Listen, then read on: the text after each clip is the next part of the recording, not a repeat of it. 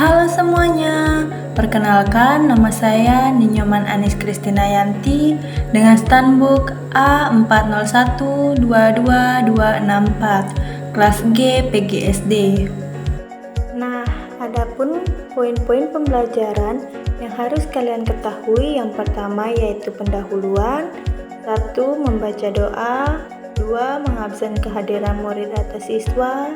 Yang ketiga, menyanyikan Garuda Pancasila. Dan yang keempat, menyampaikan materi yang akan dibahas. Yang kedua yaitu inti pembelajaran. Yang pertama, pemaparan materi dengan tema ciri-ciri makhluk hidup. Yang kedua, membuka forum diskusi. Yang ketiga, membentuk kelompok. Dan yang keempat, membagikan lembar kerja peserta didik.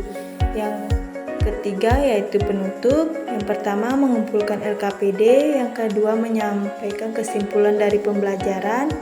Yang ketiga, evaluasi pembelajaran. Dan yang keempat, penutup dengan salam.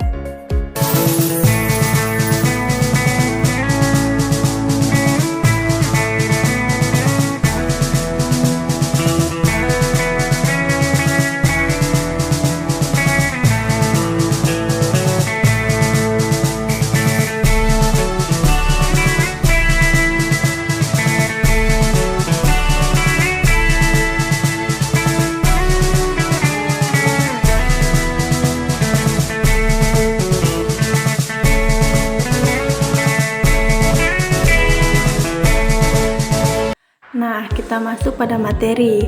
Ada yang tahu apa itu ciri-ciri makhluk hidup? Jadi, ciri-ciri makhluk hidup yaitu melakukan pernapasan, memerlukan makanan dan minuman, dapat tumbuh dan berkembang biak, menerima dan memberikan rangsangan atau iritabilitas. Ada beberapa ciri-ciri dari makhluk hidup, antara lain yang pertama yaitu bernapas. Makhluk hidup melakukan proses respirasi untuk mendapatkan oksigen dan melepaskan karbon dioksida. Yang kedua, memerlukan nutrisi. Makhluk hidup membutuhkan makanan dan minuman untuk bertahan hidup dan melakukan aktivitasnya. Yang ketiga, tumbuh dan berkembang. Makhluk hidup mengalami pertumbuhan dan perkembangan dari tahap awal ke tahap yang lebih kompleks.